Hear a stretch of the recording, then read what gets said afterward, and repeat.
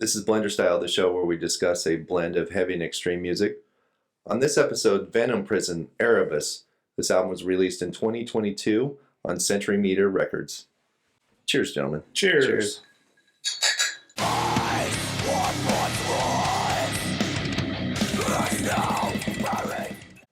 This is my pick. I got into Venom Prison with their first album, Animus, like 4 years ago. And then they did Samsara after that, and I listened to that one. I've kind of been a fan ever since. Mm-hmm. Have you heard of Venom Prison, Casey? I have not heard of Venom Prison. What did you say their first album was called? Animus? It's pretty similar to this. Erebos and Animus? Oh, that's why you were making that face. Yeah, I thought maybe you messed up. Are you familiar with Venom Prison, Nathan? Yeah, I'm familiar, but I've never fully dived into the band or an album until now. So this is like death metal with hardcore influence? Yeah, 100%. It's weird. It's a mix of death metal with some post-hardcore kind of thing going on. And even some rock in there. Little bits, yeah. It gets a little proggy even in there. Exactly, yeah. It definitely touches on all different types of metal. But more on the heavier side. If I had to simplify it, it would be, death metal with a hardcore feel to it. But not deathcore. It's definitely No. No, this separates the two very well. So you got the death metal parts, and then you got the hardcore breakdowns. They don't really combine the two. I think a lot of the hardcore actually comes from the vocalist. I think so. Myself. And how the choruses and things are done. A lot of the hardcore comes from there. Mm-hmm. Obviously, the musical parts get hardcore at times, but it's pretty metal. It's pretty riffy. For sure. Her vocals are very death metal, but are you saying with a hardcore delivery maybe? Yeah, because it's kind of... Because when you think death metal, they're more guttural. They're more And she's shouting. Almost. Yeah, it's more almost like screaming, yelling but more... Yeah, this is that high register, direct delivery. Yeah, not knocking it at all. No. It's just definitely different for death metal, for me. And there's electronic bits and even orchestral bits in there as well. Just sprinkled in, Yeah, tastefully, right. She doesn't ever get clean vocals. No, I think the closest she gets is there's one song on here. There's a couple, so she rarely does, she doesn't do a lot of clean vocals, if any, in the last albums, but she does in this one. Enough for me as a fan of the band, noticing it and noting the difference from the previous. But it's not in every song. No, it's in 2 or 3 tracks at most, yeah. So sometimes when, you get the clean vocals and the death metal vocals, a lot of times it's almost in every song. Right. And I kind of don't like that. So I like that this is, that's one of my likes actually is that that she doesn't do a lot of clean vocals. So yeah. Even if she could, So I kind of, to touch on that, she doesn't do a lot of clean. She does, I counted one song. There is some clean vocal layering in it. Yes, underneath. Which is kind of cool, and it peaks out every once in a while, which is kind of cool. And I think that the contrast of the clean with the heavy works well. But when she does, what is the song? Pain of Oasis, I think is what it's called. She does the clean vocals and then transitions to the hard stuff and then back to the clean. And I'm with you. I'm glad she didn't do the clean through the whole thing. I think she does a lot better job, and that's probably one of my favorite things about this is her vocals on this. It's really good. Mm. Same. That's my biggest is her vocals. I think the clean parts are a nice contrast and necessary. The earlier Venom Prison, it's more brutal the whole time. I would agree. Yeah, earlier stuff sounds a little bit more. Dude, she's killer though. Her brutal vocals are so good. She even does some screaming that's kind of emotional. Mm-hmm. Halfway through that Golden Apples or whatever song, she's just doing these long screaming notes, and it just sounds emotional to me. There's some pain in there. Whatever she's screaming about, right, is just, she fucking lays it out there on this. So another thing I really liked on this one was the drums throughout this whole album are sick as hell. This dude's all over the place, throwing all kinds of crazy fills, and not just tom fills, but double bass fills, which is really cool. Mm-hmm. And I think maybe that's where that hardcore kind of sound comes out too, because he uses a lot of kick fills, not a lot of tom rolls and things like that, which is really cool. And that's kind of what I really like about it though is that it touches bases on all different types of metal or extreme music. Like it's hardcore, it's death, and even like I said, there was even a proggy little part that was in one of these songs, you know, and I really like the diversity within the band. Another one of my likes is that this album actually kept me wanting more as I, listened. I felt like the album actually got better as the tracks went on. I agree. And that's rare sometimes for an album, you know, and that's one of my likes is that it continues to get better. I think the songwriting's good. Like the arrangements are really sophisticated, despite being like hardcore influenced. Yeah, that's one of my big dislikes for sure. So yeah, I agree. It does get a lot better as it goes on. When that song with the clean vocals came on, I was like, oh, so this is where the album goes to crap. And I think we're like 4 tracks in there, 3 or 4 tracks in, and I was like, oh yeah, here it goes. Another band with a girl singer who decides to take her punk or her pop career to new heights on the backs of a good metal band.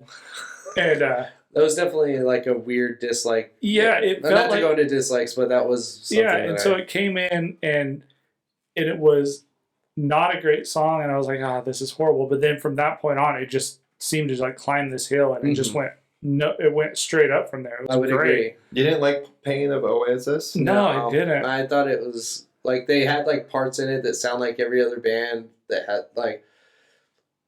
It was not what everything else sounds better. What they're doing on the other tracks is that track to me. It just sounded like it was something. It felt like My World on Guns N' Roses' Use Your Illusions too.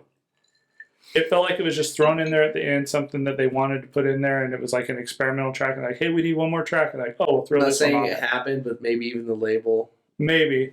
Or I don't know. Yeah, I just felt like it was probably the weakest track on this album. It wasn't bad because it did have its good moments. I thought it was really good. Really? Yeah, I like that song a lot. That's funny. Yeah, that's one of their songs. No, it's one of their singles. I think it's a cool change for them. So, Nathan, what are some of your other dislikes for this? As much as I like them, at some points, I don't know if it's the mix or her vocals. I think sometimes the vocals are a little too forward, and it's drowning out like some pretty good riffage, and like the band's actually kicking ass, and sometimes, and this is where I also get the hardcore feel, is like the lead singer just kind of doesn't know when to kind of shut up. You know what I mean? It's just like, and but that's one of my dislikes is that the vocals can be a little too forward. Like I said, I don't know if that's the mix or not, or how she writes. And it kind of the lyrics get a little cliche for me. But that's kind of all I got to say bad about it. Yes, I agree with the vocals being out there too far. And I think that's where that vocal layering, where you get like the clean underneath, comes in and it makes it sound better. But the harsh is just so far forward in the mix. I think it could have been mixed a little bit better.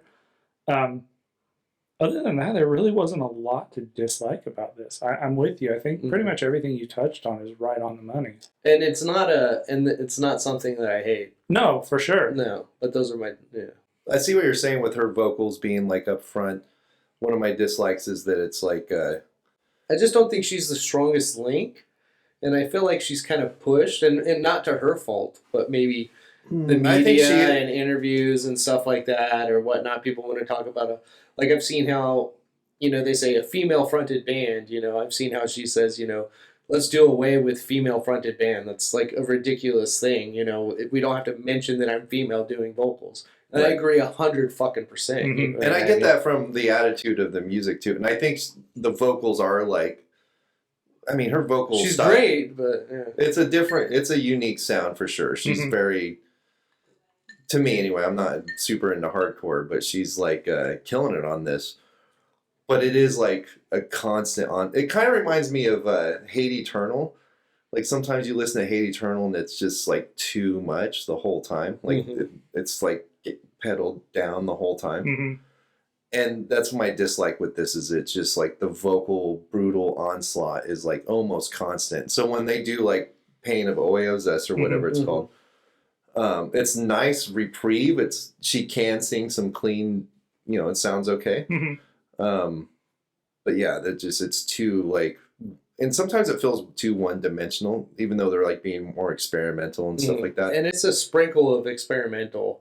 It is. Yeah, And when it is experimental, it almost sounds like something I've already heard. Like I heard Arch Enemy in this. Like we had just recently were listening to Arch Enemy, and like in some of the like melodic opened up parts, I was like, this kind of sounds like I don't know. We need this melodic death metal part here, and I don't know. I think sometimes that they tried a little too hard to get everything in it. Yeah, and I'm nitpicking, right? Yeah. I think, and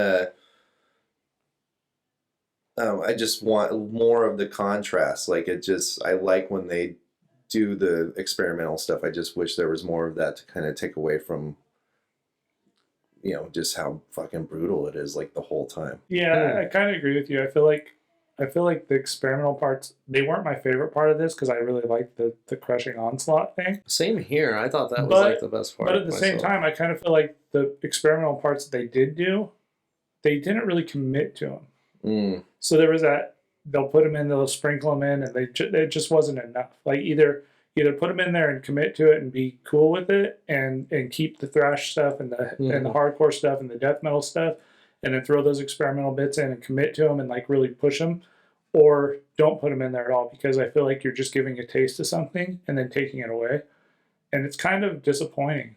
But if you put all that into a song and you want them to really commit to that, that's like a 12-minute song. Well, but they don't have to commit to it in every song. I know, I'm just... Yeah, I get what you're saying, but yeah, because like that Pain of Osiris or Osiris. Yeah, I'm never going to... There's no R's in it at all.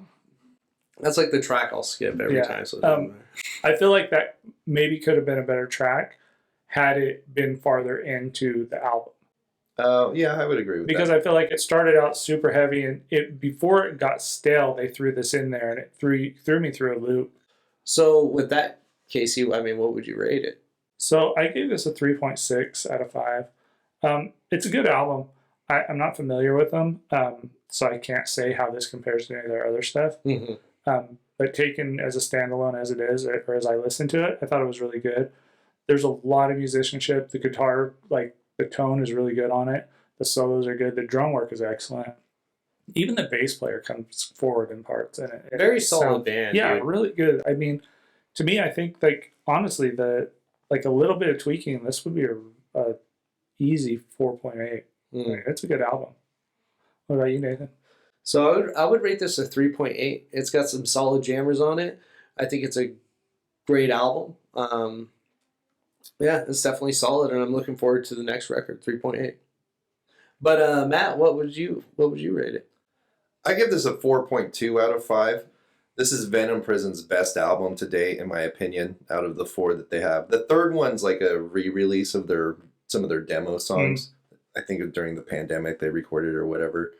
The first 2 are bangers for sure. This one's the best, in my opinion. It's brutal. It's fucking angry and relentless, and there's like sadness in it too, which is which sets it apart from the previous 2 albums. So I give it a 4.2. And maybe that's where the disconnect is too, because I know what you mean. Like the music has emotion in it, but because she's just on. But the lyrical content has some. The lyrical content has some emotion, but her voice just doesn't portray any of it because she's just so on it all the time. Yeah, I wish, like, I'd hope she'd get like fucked up sounding. Yeah, you know what I mean? Like really, you could still be heavy and like get on the floor and dirty, like really put your emotions out there and do like fucked up vocals, like Bethlehem or something. Yeah, something. You know, I don't know if she's like gonna be that experimental, but like that's where bands need to go. Yeah, I mean, I'm excited to see where they go from here because like it's a good album. Oh, I'm a fan. I like though that she kind of knows what she's good at, and like. I mean, it's like Corpse Grinder, man. Not to say, because she's pretty diverse. I'm not saying that, but like Corpse Grinder knows what he's good at, and he fucking does it, man. This is Blenderstyle. That was Venom Prison, Erebos. Guilty by Blenderstyle.